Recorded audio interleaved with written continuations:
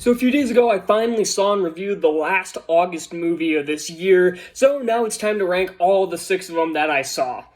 And again, just like I say with every one of my rankings, if I didn't see it, it's not going to be on the list. So let's just not waste any time and get right into it. In last place is Secret Headquarters. What else would this have been? This was a terrible movie from start to finish. The plot had a ton of superhero ripoffs. The acting wasn't great other than Owen Wilson. The plot didn't make any sense. All of the characters were either annoying, stupid, or absolutely pointless. The fight scenes were terrible, and the CGI was utterly abysmal. I don't know what asshole thought this was a good idea. And like I said, there's too many superhero ripoffs to count. It rips off Iron Man. It rips off Max Steel, which was written by the same guy, Christopher L. Yost. It rips off the Green Lantern movie. Why on earth would you want to rip off the Green Lantern movie? I don't hate the Green Lantern movie, but why of all superhero movies would you want to rip that one off? I don't get it. But yeah, I'm done talking about this movie. I hate this movie so much. Moving on. Bringing us into the top 5 is Prey. I wanted to like this one way more than I did, but because the trailers didn't do a ton for me, but I was saying that it was getting some pretty good buzz. So I'm like, you know what, maybe it was just a bad trailer. Like, there have been plenty of good movies that had really, really bad trailers. Like, hell, the Chicken Hair movie that came out in June had an awful trailer, and it ended up being good. I still don't understand why that fucking movie was so good. Why that movie was good. I need someone to explain that to me. But, whatever. So, yeah, or it's like the Spider-Man No Way Home effect. I'm like, oh, you know what, maybe the Spider-Man No Way Home had a shitty second trailer. Maybe it'll be good. No, it wasn't good. Don't get me wrong, it wasn't awful. Like, the major action sequences were good, mindless fun, and the acting wasn't too bad overall. But the CGI was abysmal, the plot didn't make much sense, and had too many plot holes to count, and the main lead seemed to have infinite plot armor, despite the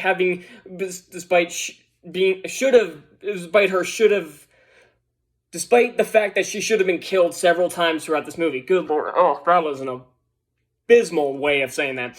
But yeah, I know a lot of people like this one, and I guess I get it. I guess if you turn your brain off, it's kind of an okay movie, but I just couldn't do it. This movie was so dumb, and I'm not the biggest fan of the Predator franchise to begin with. I like one of them, and the rest of them are garbage. So, yeah, I don't know. So I didn't have high hopes. I didn't have high expectations. Didn't expect much. Didn't get much. Next up is Rise of the Teenage Mutant Ninja Turtles, the movie. Again, I only saw, like, the first few episodes of this show because I didn't like the episodes that I saw. From what I've heard, it gets better, but I have no reason to believe that. So I mostly went into this movie blind, and this had a really good trailer, and it let me down. Like, again, it wasn't a terrible movie, but it was so boring. Like, it was only like an hour 25, and it felt like it dragged. Like, the villains didn't make a ton of sense. Their motivations were non-existent. All of the characters are completely backward from their original counterparts, whether it be Leo, Raph, April, Casey, almost all of them, other than, like, Splinter and nobody else.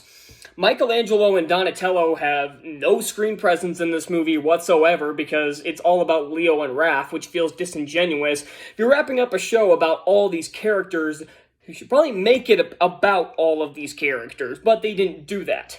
The major action sequences were fun enough to watch, even if it didn't have the greatest of editing to back it up. But again, this is another one that's like, if you turn your brain off, it's fine. But again, I just couldn't get into it. Bringing us into our top 3 is Samaritan. Man, again, this is another one that I wanted to like way more than I did. The more I've thought about it, it's getting a little better the more I've thought about it. But it's still not a great movie. Most of the acting is fine, except for the lead kid, who's not very good in this. The action sequences when they were there were pretty creative, well choreographed, and featured some pretty good stunt work. And the twist at the end was, not only did I not see coming, but actually fit the story and was pretty good. The problems lie in the villains are one-dimensional as all hell, the dialogue isn't great, again, the lead kid isn't the greatest of actors, and the character's pretty annoying, the direction isn't the most inspired, and again, the CGI looks pretty bad. But it looks less abysmal than some of the other ones I mentioned on this list, like Secret Headquarters, for example, and it doesn't use it as much. But it still could have used some work. Our runner-up is Bullet Train. This movie having a Percy Jackson movie reference automatically got it to second place. Yeah, that's something I forgot to mention in my review, that this has a Percy Jackson movie reference. Because when Brian Tyree Henry character, who is obsessed with Thomas the Tank Engine for some reason, when they're talking about Logan Lerman's character, he says that he mentions that he's just like Percy. Now, he could have gone with any character from Thomas the Tank Engine, but he decided to go with Percy for a character played by Logan Lerman. That is amazing. I noticed it when I saw it, but I completely forgot to mention it in my review, so that automatically bumped it up to number 2. I was thinking, like, this or Samaritan, but you put in a Percy Jackson movie reference, you automatically get the win. But even still, again, this is just another kind of mediocre movie. Like, the action's pretty fun, and all the acting is pretty good. There are some of these actors that I don't really like I'm not the biggest fan of Sandra Bullock. And it was weird having, what's his name? Bad Bunny in this, but surprisingly he did okay. Brad Pitt was a decent enough lead. Again, not a huge fan of the actor himself, but he was fine as the lead. Aaron Taylor Johnson stole the show for me. Brian Tyree Henry was fine. Joey King was... Not only did I hate the character, not even like, oh, I hate this character because she's so villainous. It's like, no, I just hated the character. And she was pretty pointless as well. And then you have Storm Shadow. I can never remember the dude's name. I just remember him as Storm Shadow from Snake Eyes. He's pretty good. And I like the Elder. He's my favorite character in this movie. And the villain played by Michael Shannon's a lot of fun. But this movie features some god-awful dialogue, pretty bad CGI, pretty much like, I think every live-action movie on this list had shitty CGI. Because there's 2 animated ones, and then the other 4 I've complained about it having bad CGI. Great! Ugh. I mean, the other 3 at least have an excuse of being streaming movies. This one, well, Secret Headquarters was supposed to go to theaters, so that one doesn't have an excuse, but I digress. But overall, this is another just turn your brain off kind of fun. And that's really all it is, just a turn your brain off kind of fun action movie. But it did start to drag every once in a while, and I felt it. And in first place is Dragon Ball Super Superhero. I'm not an anime fan. I don't really like the art style that it uses. I usually don't like the plots. And I haven't seen anything of Dragon Ball other than Dragon Ball Evolution, which was garbage. Like, even as someone who didn't watch that anime, I knew that movie was a steaming pile of garbage. But this one was pretty fun. I recognized some of the characters, or some I didn't, because I obviously didn't watch the anime. But the characters were all likable. The action sequences were a lot of fun, even though the last one kind of came out of nowhere and dragged ass for the second half.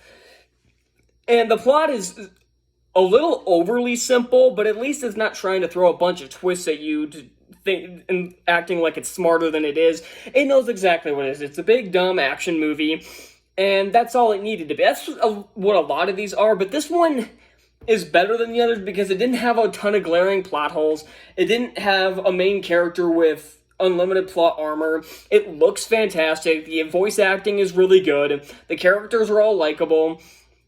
Well, again, my only problem is that the big giant monster android they have to fight at the end comes out of nowhere, wasn't teased ahead of time, and the fight lasted way longer than it needed to be. Like I said in my review, I know Dragon Ball is known for its, like, overly long, huge battles, but even this one kind of felt like, okay, the second it should have been defeated, it gets back up again, and it starts fighting for another 10 minutes, and that's the point where I started checking my watch.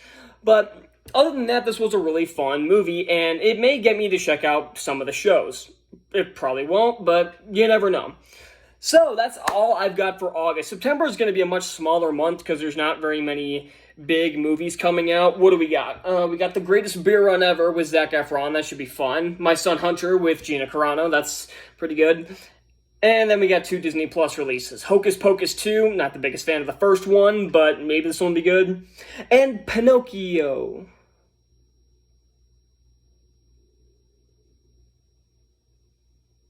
No. Anyway, thank you all for watching. Let me know what you guys thought of these August movies. Put your own ranking down in the comments. And yeah, and I have a special review coming tomorrow, so be on the lookout for that. I'll see you then.